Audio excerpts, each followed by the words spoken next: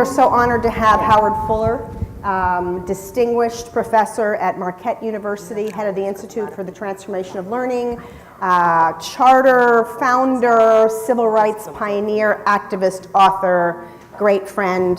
Howard's going to fire start this discussion. Let's do it. Thank you. So I want to welcome all of you all and thank you all for being here. And they told me that this panel is going to be based in part on an article that this dude wrote about me. And essentially, I want to try to clarify like what I actually stand for, because reading that article is not at all clear. So let me just be very clear, given this topic, what it is that I actually believe, and hopefully it would help in the discussion. The first thing is, like, I have never, nor will I ever, support state-sponsored, sorry. So I'll start over, not the other part, but just this. I do not now, nor have I ever, supported state-sponsored or supported subordination of black people and other people of color in this country. Racial segregation, or segregation as people call it, is only one manifestation of that subordination. I have always, and I always will, fight against any type of effort that is used to support white supremacy.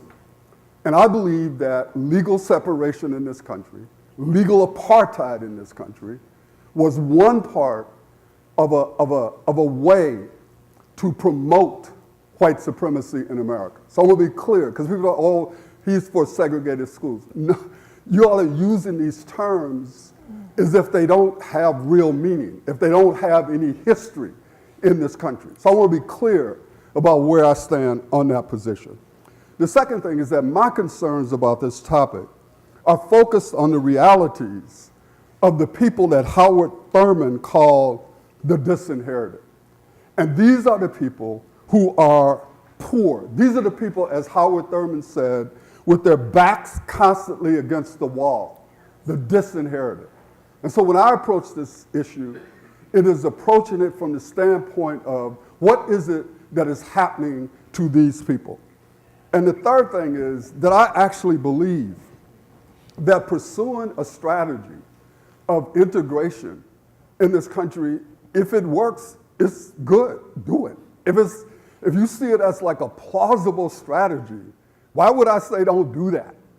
If you think if you figured out a way to integrate people racially and economically, I would be a fool to sit up here and say, oh, no, don't do that. I would never oppose that.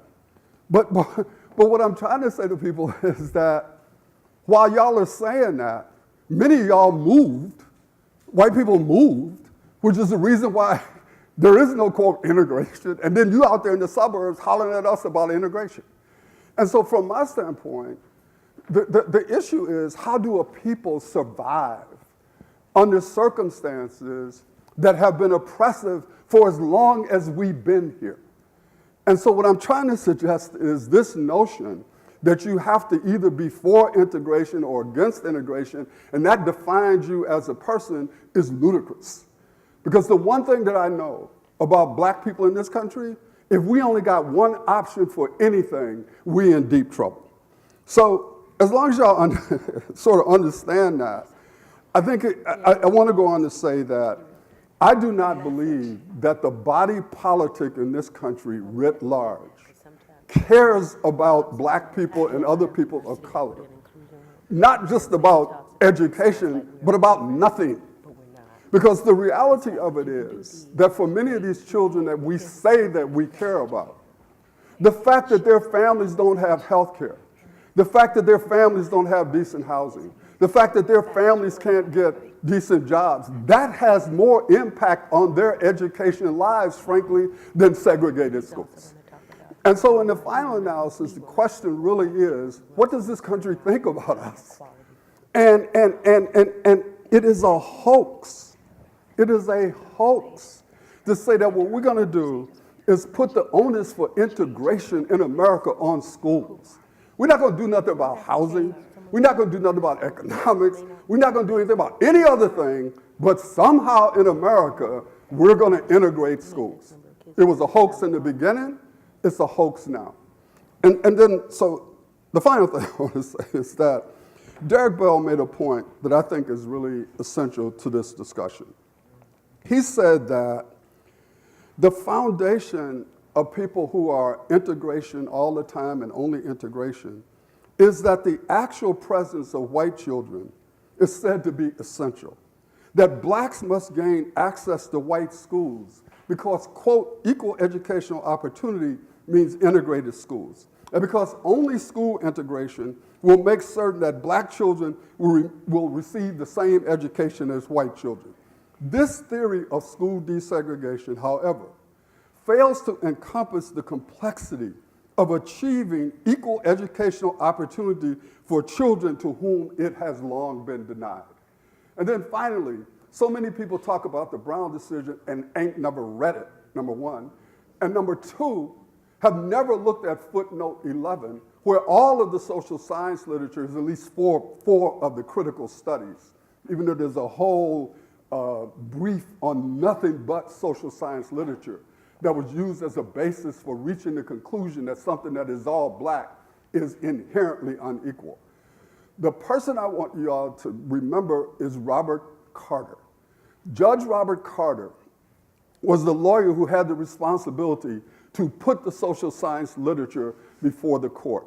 And in Derek Bell's book, Shades of Brown, Robert Carter says that if he had to do all over again, he would have gone to black educators instead of black social psychologists to find out what is the definition of equal educational opportunity. And the second thing that he says is that if you were to ask him, is integration the ultimate solution in America, he would say yes. But what he would also say is that is essentially a middle-class black people issue. Because middle-class black people are the ones who, if schools don't work for their kids, just like white people, schools don't work, you can move, you can put your kids in private schools, or you can get the most expensive tutoring on the planet. And you can do all three. But if you poor, and you black, and you brown, and you living in America, you don't have those options. You do not have those options. And it is ludicrous for people who have watched black and brown children have poor schools in their communities forever.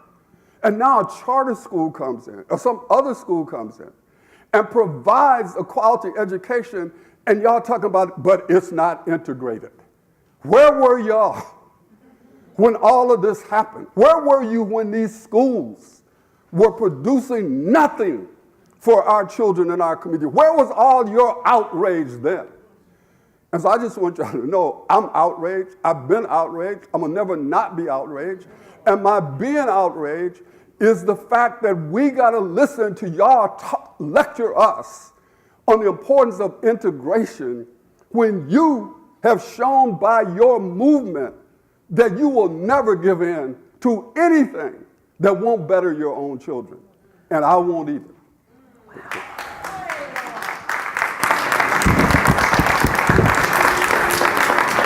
Let me bring the panel up. That was amazing, Howard, of course. And as I'm getting Lloyd and Candace set up, I want to state the obvious. I'm not black.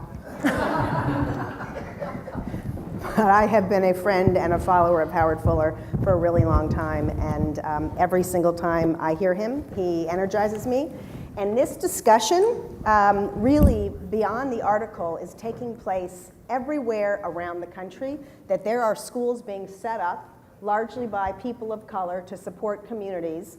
And we at the Center for Education Reform get this echo from legislators, Republican and Democrat, about why we would let this happen.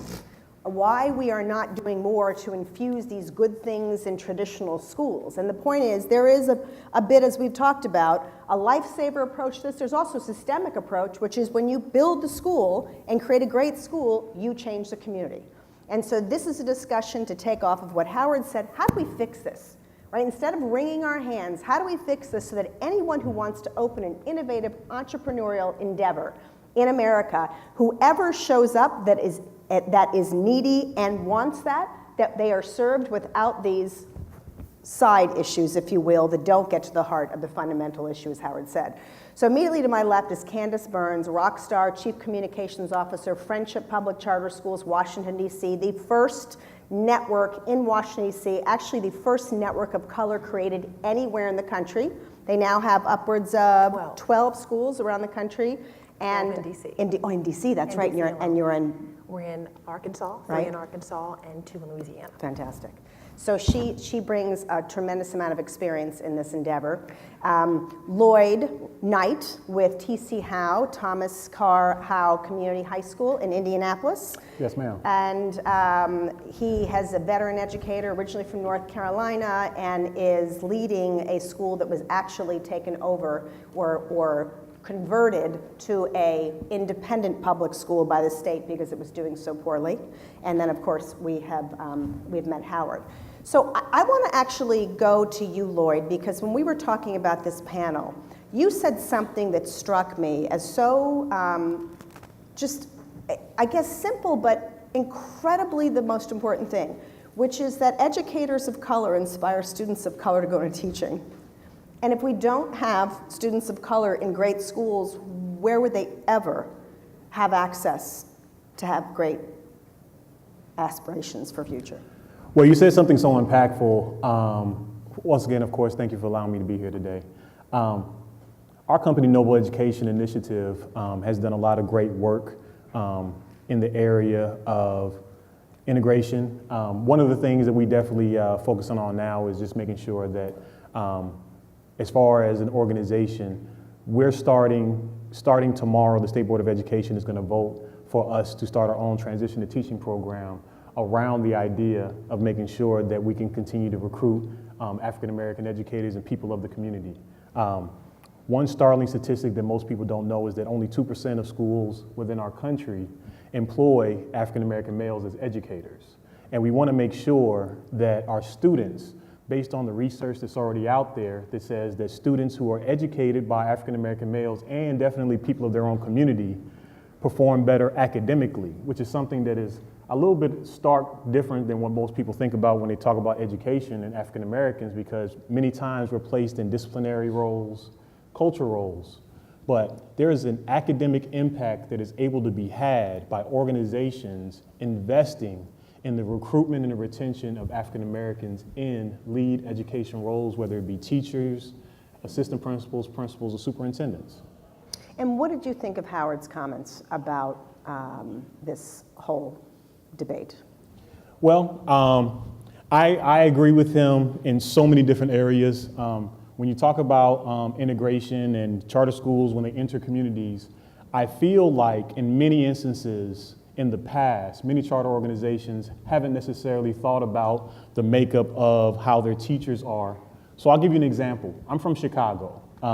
And in Chicago, many public schools are almost all exclusively African American, while charter schools are almost exclusively Caucasian or of different races. And I think many of that just comes from the fact that we have community schools that are already in place and embedded in communities in Chicago for many years. And when you're newcomers, we have to also consider those factors. How can we bring the community into the school when we enter the schools, like Dr. Fuller said a second ago, instead of coming in and just saying, we're going to go ahead and just hire our people. We're going to omit the fact that there were people here who are intelligent and smart and work hard and want to be great educators and want to help sustain the community. The best thing about turning around schools, especially like the work we've done at T.C. Howe, is that when you are focused in on high school students and you can push them through high expectations, Noble Education Initiative, just making sure that our students are always on the ball and following directions and being great, when you create that, it permeates out through the community. So you have that cycle you're talking about, where you produce great educators as students in your school, and you continue to push the message of you're going to go, and instead of us telling you you're going to go out into the community and be great, we want you to leave, come back, and reinvest into the community through education.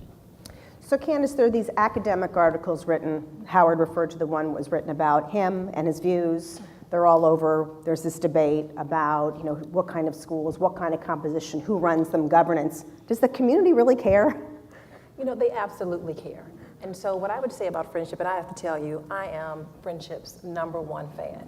I love talking about Friendship because essentially its history, its 21-year strong history, its founding, its roots, founded by just really a dynamic, I would say, education advocate and child advocate, Donald L. Hentz, its CEO, Patricia Brantley, its origins, which really was founded by the people of the district for the children of the District of Columbia.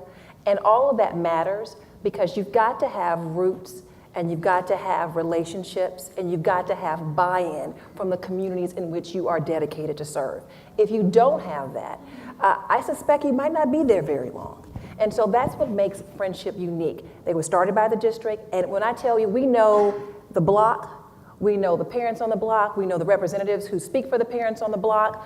Any kid that walks in our offices, we know them, we know their relatives. We really take the time to get to know our children and our families. And that combined with what I think is just a dynamic academic program truly makes a difference. So yes, community matters. And those community members, though, think this conversation is important, like who's coming to my kid's school? Or they just look at your school and go, this is a great school, I want to be there.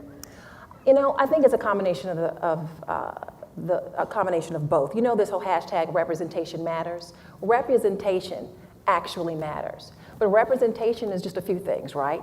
It's not just the race of the individuals who run the school, the race of the teachers who are driving it. It's the expertise of the staff who are there, right? It's the gender equity that's there. All of those things play a part, and parents are looking at this, they're assessing it, and they're making decisions based on those things. Something else too, oftentimes I feel as if people think that parents from a certain economic background are not as in tune and focused on the future of their kids. That is absolutely not the case. Our parents are in our buildings, they are quizzing us, they are grilling us, they are keeping us accountable, and we want them to keep us accountable. So, absolutely. Okay, so Howard, let me bring you into this.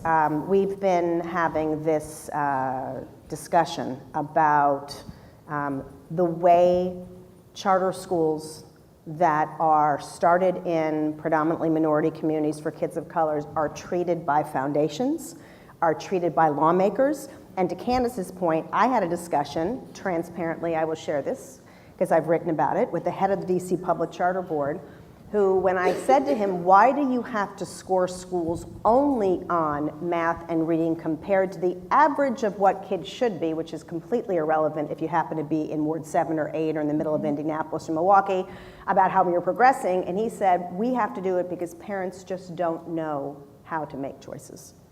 And of course, I wanted to spit out my Caesar salad at that point, at that lunch. What would you have said to that, Howard? And how do we handle this going forward? You shouldn't ask me that. If I could do this, Gene, I want to take your question and I want to talk about it in a slightly different way. So for years, I kept, as I've given speeches, I kept trying to explain, like, people who are trying to be free need to be a critical part of defining their freedom. Because one of the things about being black in America is we came out of slavery understanding that we had been liberated, but we weren't free. And that what we thought was that education was going to be a critical instrument to us actually becoming free. And so what we did was we didn't have all of what we needed at that point. So two groups of white people descended upon us, the missionaries and the corporate people, the industrialists. Each one of them had their own view about what kind of education we needed. But what they didn't understand was that we wanted to be helped, not be controlled. So that when we think about this issue, and I know this is off your question, but I gotta get this in. When you think about this issue, many white people feel that black people are like a drag on America. And so one of the things that if we're not going to be, quote, a drag on America, we have to build our communities. The way you strengthen communities is by having institutions that are able to become strong. One of the critical institutions are educational institutions. So while I love the fact that KIPP comes in and Aspire comes in, all these people come in, the issue is how does that strengthen black people's control over their destiny? And so therefore, it is critical that we not only have good schools, but that we have good schools that are governed and not by black people, not just the principal, but the owners, the board, the people who determine policy, because that is what sustains institutions. And so white people who are investing in us, and we have many allies and friends, all of whom I love, at some point in time, we have to ask, how is it that after all of these years, the major institutions out here that run this stuff are all controlled by white people? And so at some point in time, the transition has to be made, or we're no different than all of these other institutions that continue to define our lives. And that's what leads to a question like that, right? Because people are not looking at it from the standpoint that I'm trying to look at it in terms of the survival and the progression of a people. And the role that institutions play in making that happen. Dennis, want to add into that? Well, the one thing that what you're saying makes so much sense because, of course, like I've been a superintendent of schools in North Carolina, different things like that, and in most instances with our boards, they usually make up a lot. For the vast majority of our schools, we have 87 schools across many states, make up what the community typically looks like. But when you're talking about coming into inner cities, Indianapolis, when you're talking about Louisiana, I know that my organization has worked really hard to make sure that they have diverse boards and different things like that.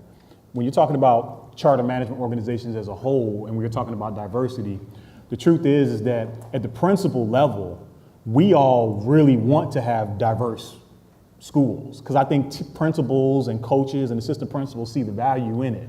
What Dr. Fuller is saying is that this is truly a call to action for any CMOs in the building, anybody who's a superintendent in the building, that you can have great success with African Americans leading your schools in various different levels, and that you should be able to trust us to elevate to the upper levels where we can be a CEO, where we can be on boards that are governing our schools as well. And that trust comes from management organizations that are willing to invest those resources, not just lip service, true resources to say, we're going to put our money where our mouth is, and we're going to create opportunities where we're going to go into other universities, whether it's an HBCU or predominantly white institution. We're going to go out there and we're not going to just say, hey, we don't have any candidates. We're going to go get them. I'd like to just tell a quick story. I've been to 3 hiring fairs this year as a principal. And in all 3 of them, there were hundreds of candidates. Teach for America, ITF, which are independent transition teaching organizations. In all those instances, there was either 1 or 2 black male candidates who were on the docket to be interviewed by everyone there. The sad truth, in the TFA one, the young man didn't show up. And in the other one, it was 1 person with about 15 SMOs trying to all get to that person at the same time. When we don't recruit what we need for our schools, our students suffer. So we have to, as all of our charter management organizations are in here, hear my call when I say we have to step up our efforts to recruit within our communities, and furthermore, African American males within our schools, because there is success to be had for our students. Well, and this is the conversation we were having also with Candace, your CEO, Pat Brantley, on the phone, who said, this is why we need to put the school first and the community first, because if you can educate these students well, they are going to look positively at you, at Donald, and other people that lead these schools and say, maybe I should go into this field. And when we don't put that first, when we don't support it, when we don't expand it and promote it, we fall off, right? We don't do what we intended. I certainly can speak from the perspective of friendship. We've got some upwards of, let's say, almost 3,000 alumni at this point over the 21-year span we've been serving young people. And it is amazing to see these same young people who have gone to our Woodridge Elementary and Middle School, then they go on to our collegiate high school, then they go on to college. They still have these bonds and relationships with our educators. They admire them. They see them as mentors. They go on and go to graduate school, and then they come back to friendship, and they become teachers. They're instructional specialists. This can happen. Representation matters. Being intentional matters. It's not that difficult. It really isn't. You just have to have a mindset that we're going to have a workforce that represents the students that we serve. We're going to have a workforce that represents the world in which they live. And once you do that, you go to those HBCUs, you go to those top-notch education programs, you go to even those niche education programs, you build referral programs, you find ways to bring that diversity of our society and of that neighborhood, you bring that into our schools. So absolutely, it can be done. So I referred earlier to a big elephant in the room all the time, which is accountability. I mean, who doesn't want great schools, right? And wants to be able to say, gosh, this is the best school in the world. The problem is we figured out over the last 15 years, and I'm a huge fan of accountability, that it's not easy to measure what's successful for someone's student, right? And as Howard alluded to, I might send my child to a private school, and that success is not on paper somewhere, but you can see it through the progression of years and years and years, et cetera. So one of the things that Black-led, in particular, charter schools have experienced, and Howard, I wonder if you can address this, is this notion of, well, it's an average school and it doesn't look great after 3 or 4 years on you name the performance metrics that the state has created. By the way, it's very comfortable for the state to have this and be able to look at one lens. And there's not a lot of complexity to it, sadly, anymore. So we want to put you on notice. You had some amazingly successful schools, and then you had 2 or 3 at one time that were on average, and I would go around Washington, D.C., and people would say, friendship isn't doing so well. I'd say, excuse me? And so this notion of backfilling came up at one point in time, and a lot of the schools in the same communities were not taking kids after day 1. And I'll never forget your boss saying to me, we take Mrs. Smith's kids on November 5th, on November 12th, on February 3rd, like it doesn't matter. And that has an impact. So what do we do about this, guys? What do we do about the fact that you're not getting the $10 million grants immediately unless you promise to do X, Y, and Z over 5 years, that somebody who has been not backfilling, just not criticizing, there's a room for everybody, but this bothers me, and we only have 12 minutes, and I want to solve this, particularly when this is partly sponsored by lots of great foundations who do support these institutions but could do more. This is a problem. There are hundreds and hundreds of people out there leading great schools that no one pays attention to because they don't show up here, or they don't present at a conference, or they don't have the strategic business plan that, by the way, I can't even afford to do at my organization. So what do we do about that inequity that is preventing these schools from growing? We do different. You know what I'm saying is that the interesting thing, the longer I live, the more I realize how much people want change as long as nothing changes. And that, you know, there's all of this discussion about diversity, which is important, but there ain't no discussion about the transfer of power. Yes. And so at a certain point in time, if y'all not talking about that, I'm tired of listening to y'all talk about how important it is to be diverse. It's cool to be diverse, but you in the room and you the diversity, but what you say don't mean jack, because you ain't got no power to affect nothing. And so at a certain, but there's another side to that, is that if you do get in the room, we have a responsibility not to just be happy that they invited us in there. Because if you're gonna get in the room and you ain't gonna say nothing, you ain't gonna do nothing, then what good is it for you to be in the room? Because I got to say that. Because I'm sitting here saying it is critical for us to have black-governed, black-led institutions. But if you read The Color of School Reform by Jeffrey Hennick, and they talk about why is it that, it was even when my wife was superintendent of Detroit, they did an analysis of these 5 school districts that were controlled by black people, and the question was, how come black children are not learning? Because one of the realities is that these institutions are not just about education, they're about economics. And so there's a class issue that has to be addressed along with the racial issue that we're talking about. And so for us to be, but let me get to this point, is that I have been in rooms and I have seen young white people who I care, who have not done nothing, and they get millions of dollars. A black or a brown person walk in the room and they send you through 50 million hoops before you can even say hello. And then when you call people on it, well, we got standards. No, what y'all got is giving money to people you know in your, it's that social capital thing that we don't have. And we're supposed to act like that ain't happening.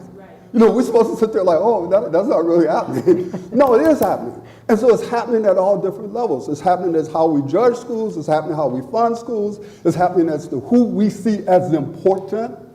Who is it we see as smart? Michelle Foster wrote this book, Black Teachers Talk About Teaching.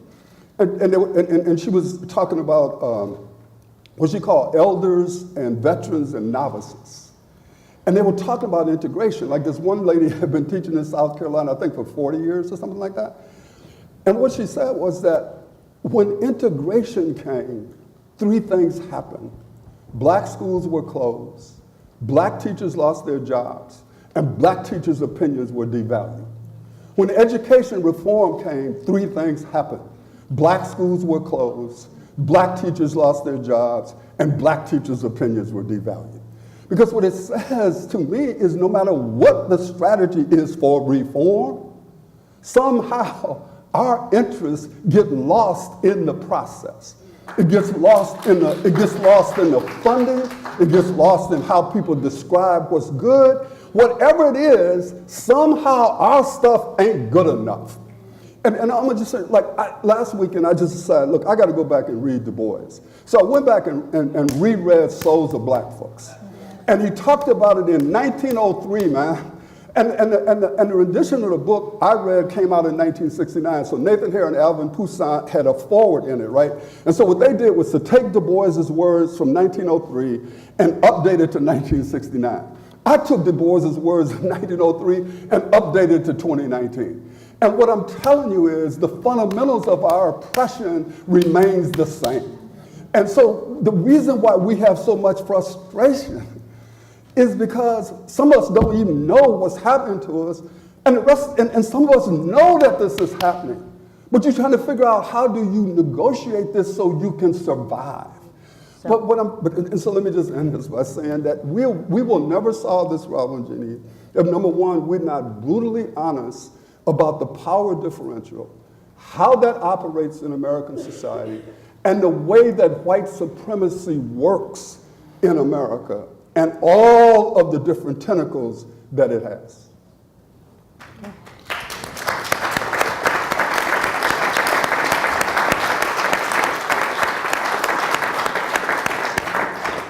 What do you say, Candace?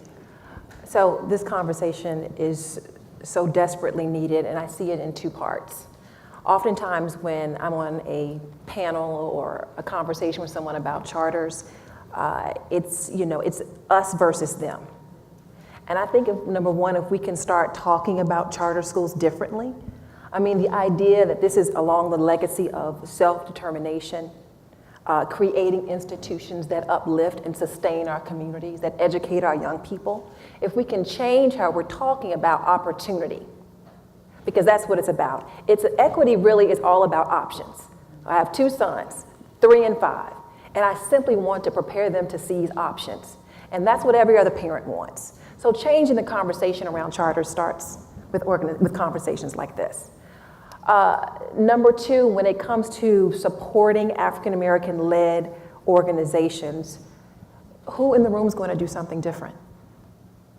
Friendship is amazing. But I can tell you, for maybe the $3,000 we have per pupil, our counterpart in the city has at least 5 or 6. The private money, you mean? Yes. And what we could do across our schools if we had those few $1,000s, foreign language from pre-K 3 to 12, study abroad programs, starting in middle school on, for all of what we couldn't do for our students.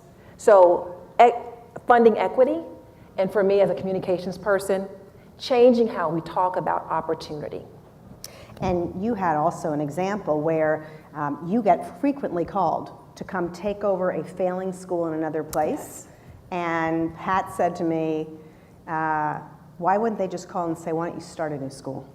Why are we always taking over the failing?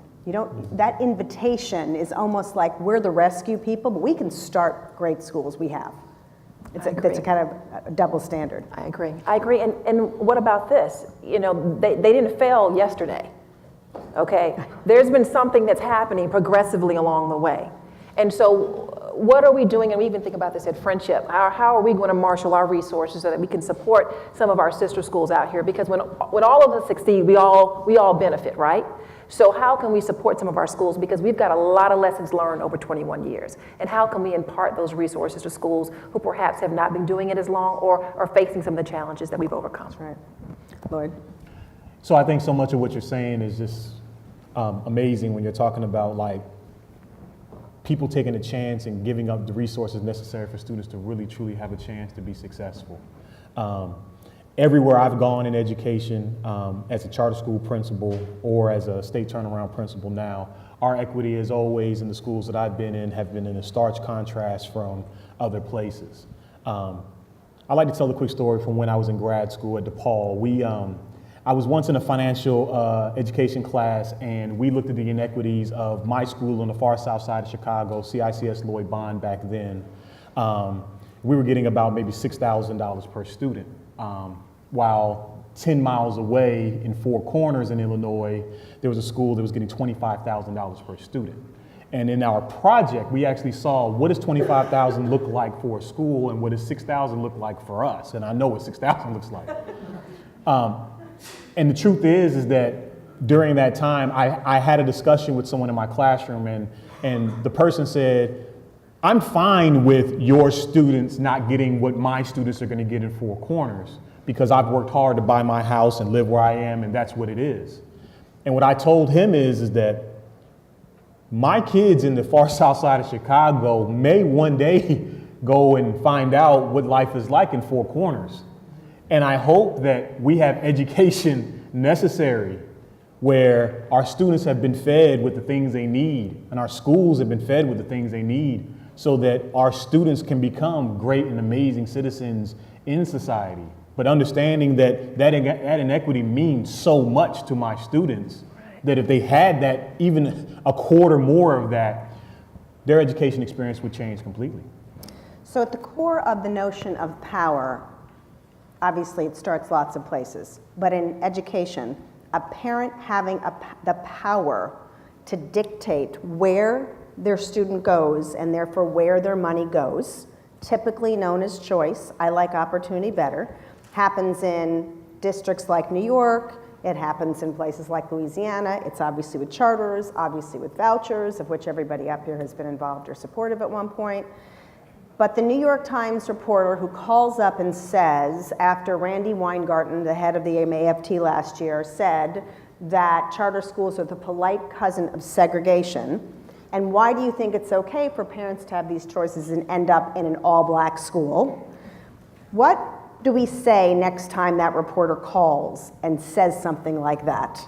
What is the narrative? Because everyone here needs a message as they try to also solve the solution. Yeah, I think a part of the narrative is that when the Brown decision passed, there were no charter schools. So that in fact, the system that was legally segregating black children was the traditional public school system, number one. Number two, the interesting thing about being black is that I've been oppressed by the private sector and the public sector. Ain't none of these sectors devoid of racism. So don't talk to me about I should only have one option, when we all know that to have a single option in your life, especially if you're black or brown in this country, that puts you even further away. We never fought to only have one option.